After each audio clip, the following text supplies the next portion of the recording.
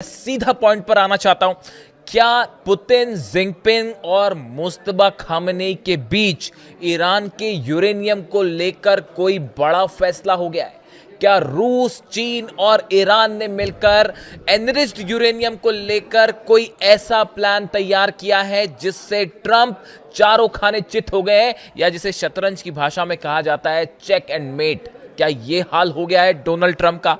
देखिए, पूरे अखबारों में, चाहे मिडिल ईस्ट के अखबार हो, अमेरिका के अखबार हो, यूरोप के अखबार हो, और जितनी न्यूज़ एजेंसीज हैं, सब में इस बात को लेकर चर्चा है कि पर्दे के पीछे ईरान के यूरेनियम को लेकर एक बड़ा खेल जारी है।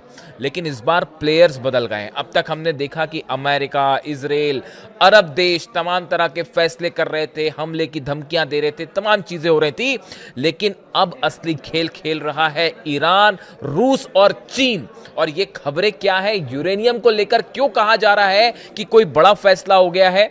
देखिए, रूस के राष्ट्रपति व्लादिमीर पुतिन और जिनपिंग की मुलाकात हो रही है ठीक ऐसे समय में जब डोनाल्ड ट्रंप मिलकर वापस पहुंचे और चीन ने डोनाल्ड ट्रंप को उनकी हैसियत बता दी। हर मामले में ईरान को लेकर क्या स्टैंड है, चीन ने साफ कर दिया।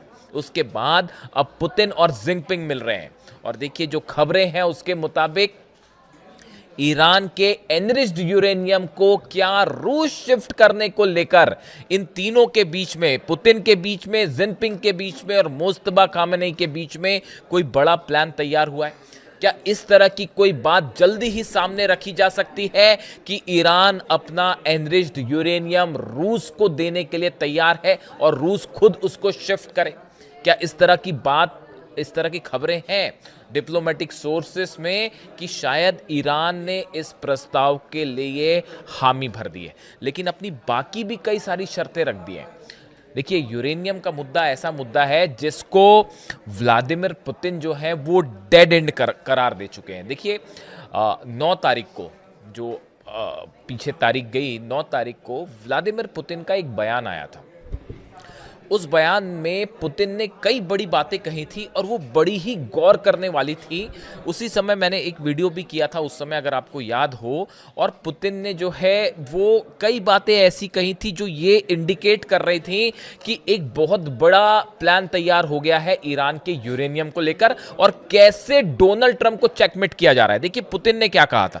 पुतिन ने कहा था कि हमने एक बड़ा प्लान तैयार किया है ईरान के यूरेनियम को लेकर। बात नंबर एक, उन्होंने कहा था कि ईरान के यूरेनियम को लेकर आगे क्या किया जाए, इसके ऑप्शंस हमने सामने रखे। बताया यह जा रहा है कि पुतिन का ये जो प्लान था, इस पे जिनपिंग ने भी सहमति जता दी है, चीन के राष्ट्रपति ने भी सहमति जता दी है। और बड़ी गौर करने वाली बात है, व्लादिमीर पुतिन ने अपनी स्पीच के दौरान ये बात कही कि उन्होंने अली लारिजानी साहब को जो है याद किया, ईरान के सिक्योरिटी काउंसिल के महासचिव जो शहीद हो गए। उनकी मुलाकात हुई, वो रूस के दौरे पर गए थे और उनकी मुलाकात हुई थी व्लादिमीर पुतिन से। संभवतः उसी समय लारिजानी साहब और पुतिन के बीच में एक बड़ा फ्रेमवर्क तैयार हो चुका था, और पुतिन ने उनको याद करते हुए कहा कि हमारी इस मुद्दे पर अली लारिजानी साहब से चर्चा भी हुई थी, लेकिन वो उनके ऊपर हमला हुआ, उनको असैसिनेट कर दिया गया। ये बहुत बड़ा नुकसान था।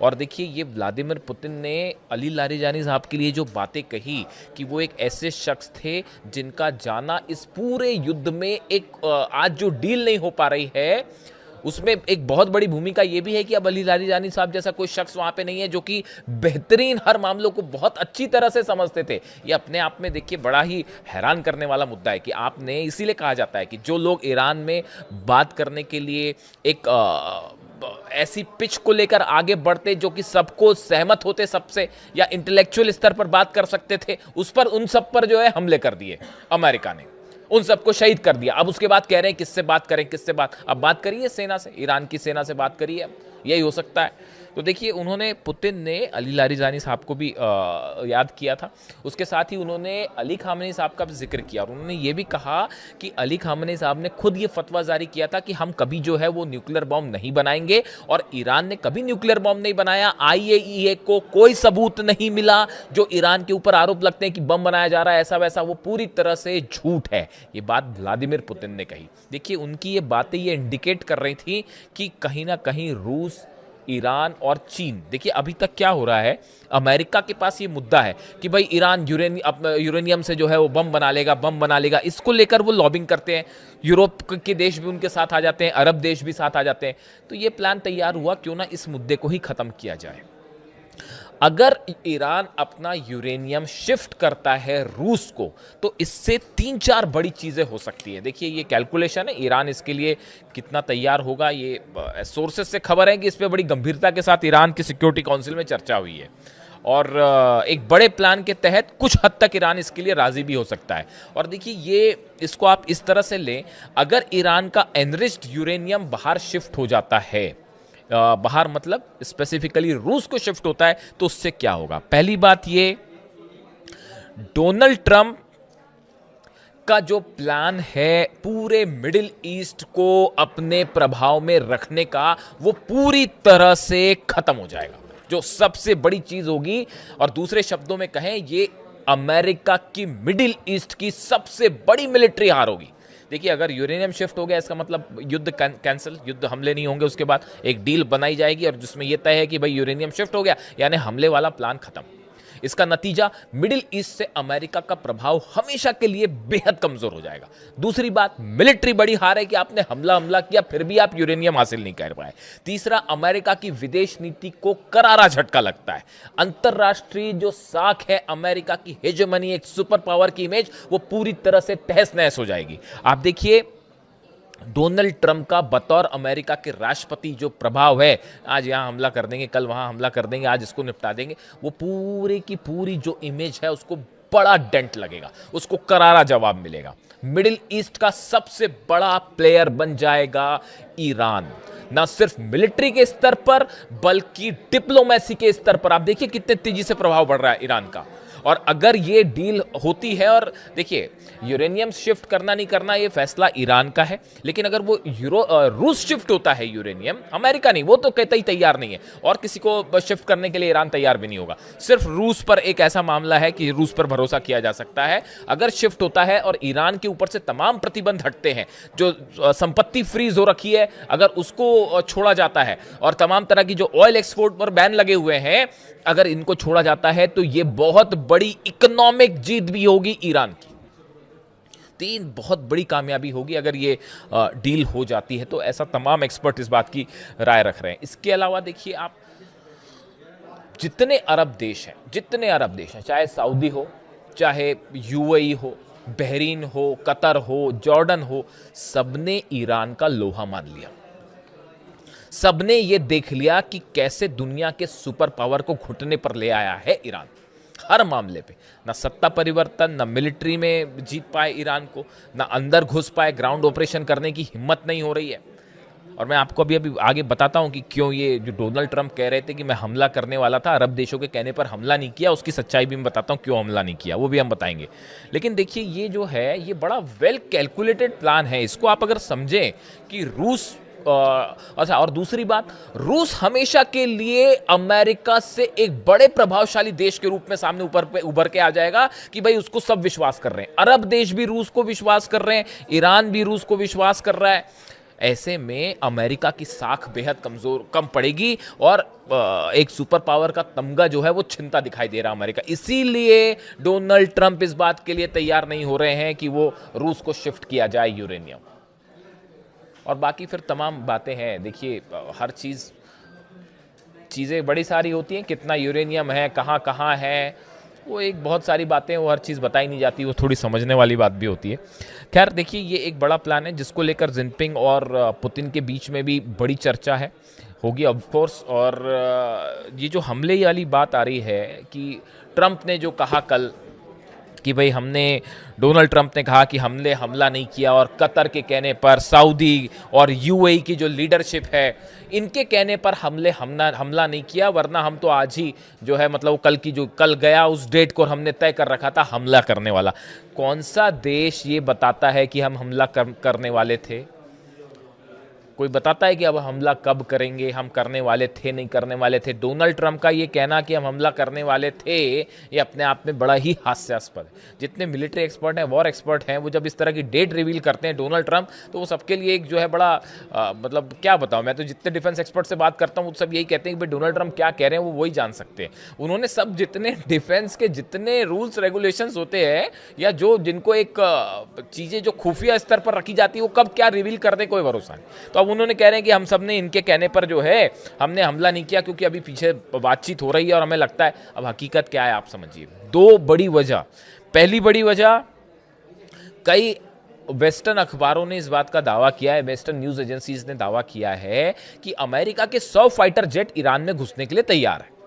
लेकिन साथ में खबरें ये हैं ईरान ने अपने डिफेंस सिस्टम में कई सारी नई मिसाइल्स शामिल की हैं, जिसमें रूस की मिसाइल्स, चीन की मिसाइल्स भी हो सकती हैं। और यह अंदेशा जताया जा रहा है कि अगर अमेरिका के 100 जेट अंदर जाएंगे तो बड़ी संख्या में अमेरिका के जेट इस बार गिरा दिए जाते, क्योंकि ईरान उसको ट्रैक कर रहा है। उनका मूवमेंट कैसे होता है, कितनी हाइट पे उड़ते हैं, कितनी स्पीड पे उड़ते हैं, वो कैसे राउंड अबाउट्स लेते हैं, इन सब को लेकर एक बड़ा प्लान तैयार है रूस और ईरान के बीच। और ये इस निशाने पर रखा गया है तमाम डिफेंस सिस्टम को, चाहे केशम आइलैंड हो, चाहे खार्ग आइलैंड हो, चाहे तेहरान हो, चाहे इस्फहान हो, नतांज हो, फोर्दो हो, हर जगह डिफेंस सिस्टम और मिसाइल्स डिप्लॉय हैं, पिछली बार के मुकाबले कहीं ज्यादा। और ये अंदेशा था पेंटागन को, CIA को, कि हमारे जेट्स अंदर जाएंगे तो पिछली बार तो 1-2 F-35 गिरे थे, इस बार ना जाने कितने गिर जाएं। इस खुफिया रिपोर्ट के बाद आखिरी में प्लान बदला गया। पहली खबर कि क्यों डोनाल्ड ट्रंप ने यह प्लान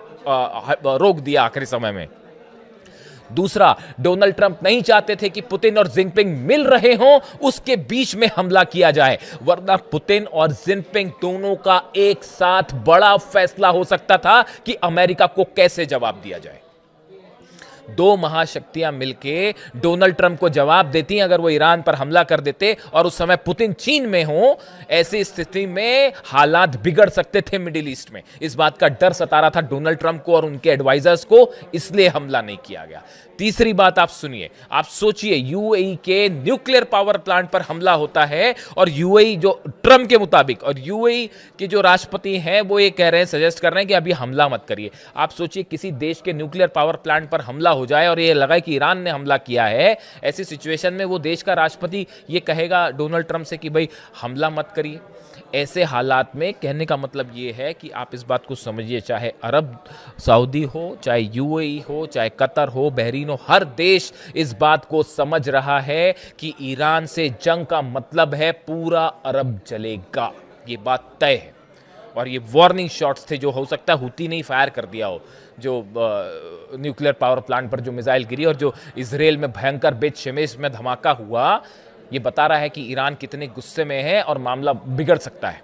तो देखिए, कुल मिला के जो खबरें हैं सामने, उसके मुताबिक इस बात पर भी हमारी नज़र रहेगी कि ये जो मुलाकात के बाद जो है अब क्या रुख होता है पुतिन का और शी जिनपिंग का, और ख़ास तौर पर अमेरिका को क्या मैसेज दिया जाता है यूरेनियम को लेकर। देखिए, हॉर्मूज तो खुल जाएगा, हॉर्मूज ज़्यादा दिन तक अमेरिका इस पोजीशन में है ही नहीं कि वो हॉर्मूज को ब्लॉक करके रखें, वरना उसके बाद जो काउंटर सिचुएशन खड़ी हो रही है पूरी दुनिया में ऑयल को लेकर, हाहाकार मच जाएगा और डोनाल्ड ट्रंप अपनी स्थिति और कमज़ोर करेंगे। जितना लंबा ब्लॉकेड अमेरिका को, उतना बड़ा नुकसान। मिड टर्म पोल्स नवंबर में जो है डोनाल्ड ट्रंप की, उसमें करारी हार तय है।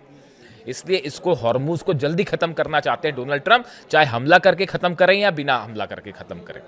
तो अब ये बात तय होगी पुतिन और जिनपिंग के बीच क्या बात हुई और ईरान को लेकर क्या चर्चा है, यूरेनियम को लेकर। ये तीनों देशों ने एक बड़ा प्लान तैयार कर लिया है, जिस चक्रव्यूह में डोनाल्ड ट्रंप फंस गए हैं। पुतिन कह रहे हैं कि डेड एंड हो चुका है, अब इस समस्या का और कोई हल नहीं है, और हमारे पास यूरेनियम भेजने के अलावा अब इसका कोई हल हो ही नहीं सकता।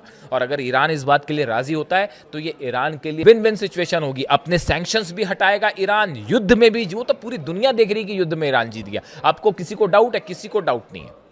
तो ये ईरान की बहुत बड़ी जीत होगी अगर ये समझौता होता है और यूरेनियम देने के लिए ईरान जो है वो रूस को यूरेनियम शिफ्ट करता है। लेकिन डोनाल्ड ट्रंप मुझे नहीं लगता इसके लिए तैयार होंगे, और अगर होते भी हैं तो समझौता कितने दिन चलेगा ये अपने आप में बड़े सारे इफ एंड बट हैं।